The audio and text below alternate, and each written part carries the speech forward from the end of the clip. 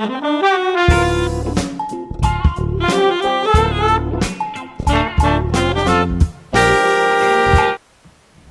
so now we're going to do a mock interview. I'm going to recreate as best I can the circumstances of your actual first round Harvard interview that you had with Harvard admissions here in Japan. So I'll be asking questions that are similar to those that she asked you, and then we'll just be listening to your answers, and I'll be asking some follow-ups. Great. So thanks, Mr. Kure. I'm so-and-so from Harvard Admissions Committee. How are you today? Yeah, I'm very good. Thank you for inviting me for the interview. It's our pleasure. I've read a lot about you. I have your application, and today's interview is going to be based on those essays. So, but to begin with, it would be really helpful if you could walk me through your resume. Okay, so I would like to walk through the resume from my professional career. Okay. Yep, I've entered into my trading company in 2006 April, and after that I spent the first 4 years in charge of the Sakhalin-2 LNG project, which is the Russians' first LNG project. And for the first and a half year, I was what's LNG? LNG is liquefied natural gas, which to compress the vapor gas and to lower the temperature into minus 160 degrees, and then it will be liquefied, and you can transport by ship to all over the world. Got it. So that was the first LNG project in Russia, Sakhalin-2 project, and I was in charge of the marketing those liquefied natural gas to Korea, Japan, and also to the U.S. West Coast for 1.5 years, and learned how to market the products and how to analyze the supply and demand of those countries' gas demand and supply. And after that, I moved to more like upstream administration section, which I was in charge to acquire the project finance deal for this Sakhalin-2 project. It will cost more than $20 billion to get the project fly. So I have to acquire the project finance for that project, and that was my job to do for another 2.5 years, the finance. And also I was in charge of doing the project valuation to see that in what rate we should acquire the project finance and how long the repayment term would be, and those analysis. So I think I have acquired those marketing and finance and accounting skills, and also I believe that I have acquired to manage a project in the team of cross-cultural and cross-functional team, because Sakhalin-2 is developed by Russian state-owned Gazprom company. It's a state-owned Russian gas company, and also Royal Dutch Shell, which is the oil major, and Mitsui is a trading company, and Mitsubishi is a trading company too. And so to manage those different industries person, different countries person, and attain one goal to make the project very profitable and make this project very successful.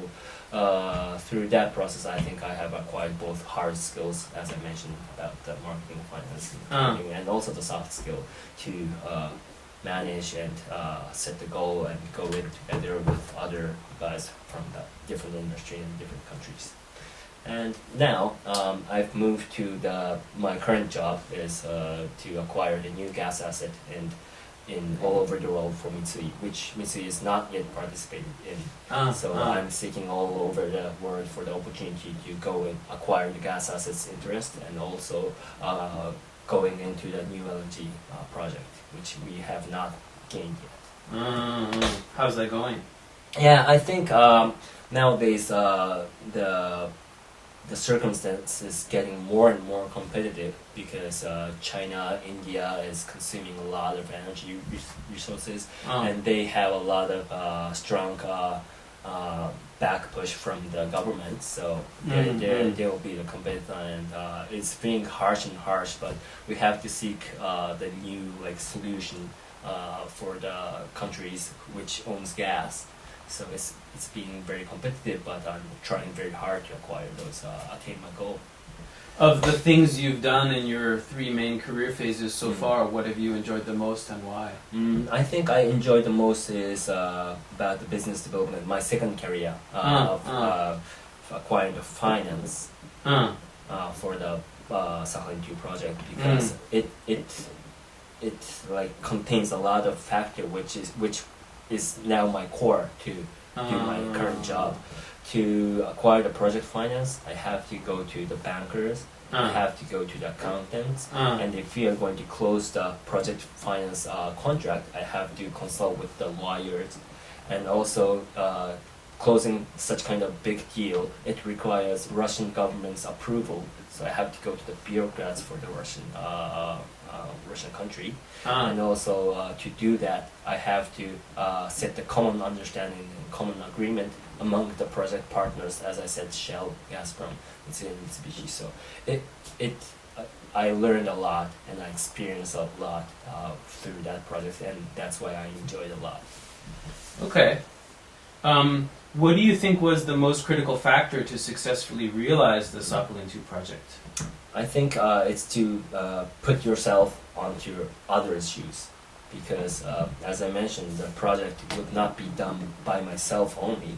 I have to collaborate, and I have to take hands with each other parties who are in the project, where ultimate goal is not to get the like single interest for our company, but we have to work for the project. And if we successfully get the project like fly and done, then we have to think about the project, and then we have to like build a common understanding.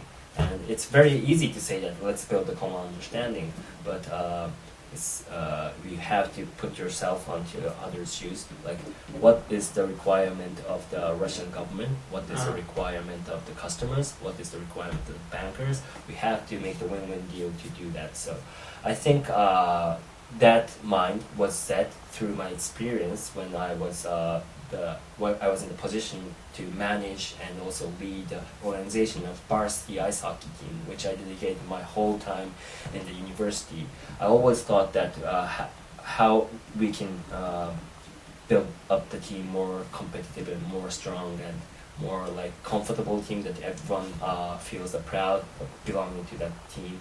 And to do that, as a leader of that team, I always thought that what do the junior players think, what do the reserve players think, and all those things, and what do the alumni who are supporting our activity things, and I always put myself onto their shoes, and I think that was the base of my value, and I applied that to this project too, and I think that was the key factor to successfully bring up this project into like operation phase. Who were the hardest people to convince in the Sakhalin 2 project among those various stakeholders? I think it was the government people, of the Russian government people, because the Sakhalin 2 was their first LNG project in Russia. Russia has abundant gas reserves, and they are exporting the gas to Europe and other countries by pipeline.